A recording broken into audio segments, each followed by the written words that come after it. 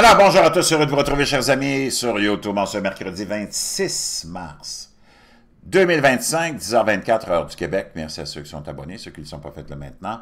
Merci à ceux qui m'envoient des liens, des messages toujours pertinents, intelligents et très appréciés. Merci à ceux qui vont commenter la vidéo. Dites-moi de vous regarder, écrasez le petit pouce en l'air et partagez la vidéo. Une petite annonce ou deux à faire avant de sauter dans le sujet que je veux vous partager. Votre bleu de méthylène, procurez-vous le bleu de méthylène. Un produit qui a été ramené à l'avant-plan par Bobby Kennedy. On l'avait vu mettre des gouttes d'un mystérieux liquide bleu. On a finalement découvert que c'était le bleu de méthylène avec plusieurs bienfaits, dont l'augmentation de production de 30% d'énergie pour tes cellules, la mitochondrie. C'est formidable. Moi, je l'utilise à tous les jours. C'est vrai que j'ai 62 ans, je m'entraîne, disons, une quinzaine d'heures intensément par semaine. Et depuis que je prends le bleu de méthylène, depuis 3 semaines, à peu près 2 semaines, 3 semaines, je vois vraiment une différence, même si j'étais très en forme, dans mon niveau d'énergie, ça a atteint comme un autre plateau. Beaucoup d'espoir aussi pour plusieurs maladies. On est en train d'étudier ça, le cancer, l'Alzheimer et aussi le Parkinson. C'est un antidépresseur, fais attention, mélange pas ça avec un autre médicament. Ça te donne une petite euphorie parce que naturellement, si tes cellules sont...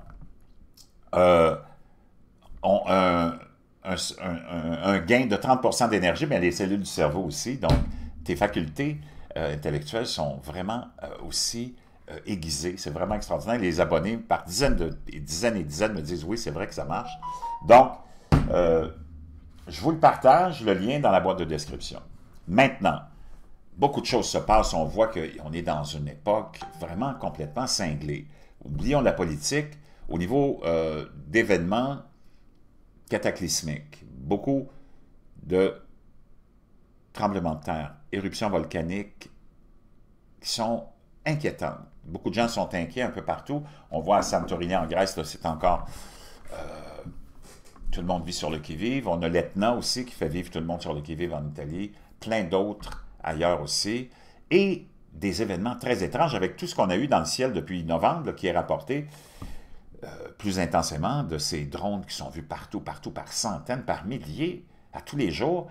Et là, on a le gouvernement qui a été incapable, les Américains, d'expliquer pourquoi ces drones sont là et qui sont ces drones. Il y en a certains, ce sont des drones de loisirs, mais pour la plupart, ils nous disent qu'il y en a qui ont des dimensions de véhicules utilitaires. Là. Je ne sais pas, là, mais c'est plus des drones de loisirs. Et il y en a tellement, ils sont incapables de contrôler ça. Il y a plein d'élus qui ont dit, américains, que ça provenait, puis ils les ont vus arriver du large, au large des côtes, puis que peut-être ça provenait de vaisseaux mers ennemis. Donc, tu as comme dans le ciel plein d'objets volants qui sont non identifiés et qui ne sont pas des objets de loisirs.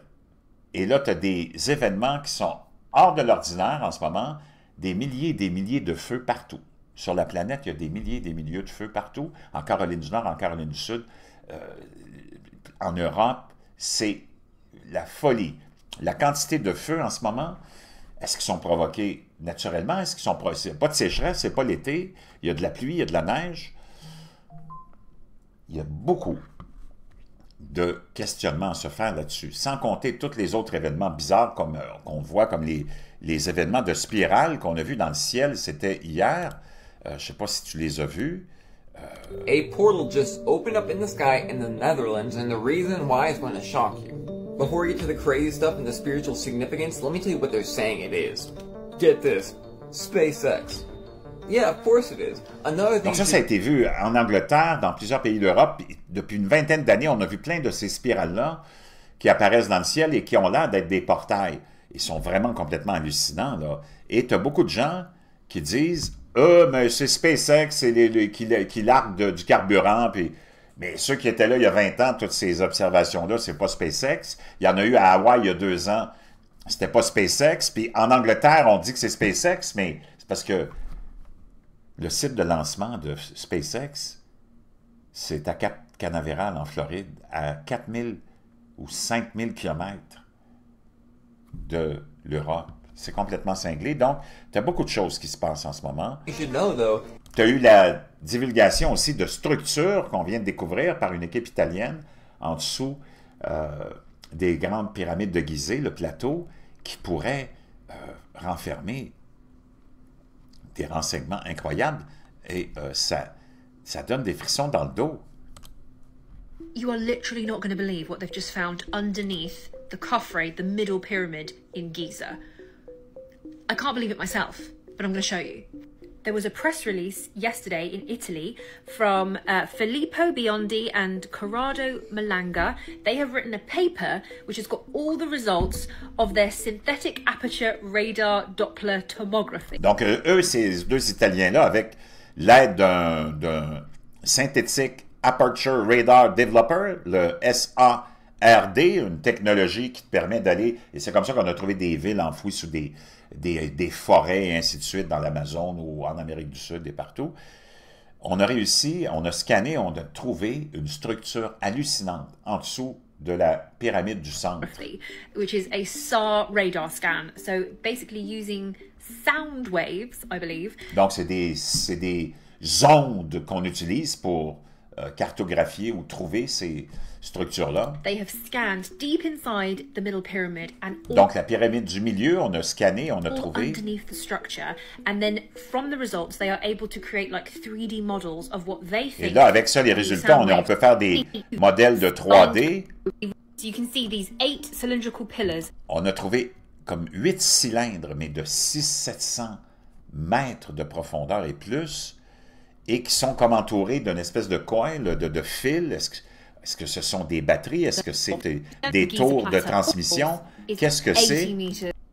Complètement. Et chaque, t'en as 8, il repose sur une structure de 80 mètres par 30, je pense.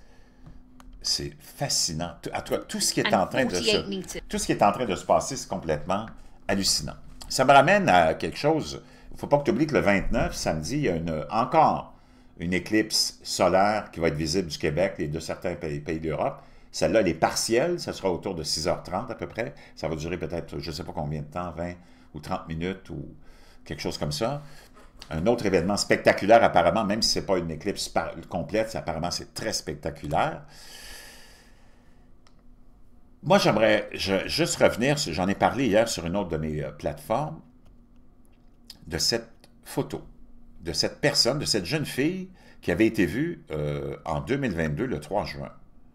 OK? Puis on en a fait, tout le monde en a parlé de façon, en tout cas, presque répétée et sans cesse.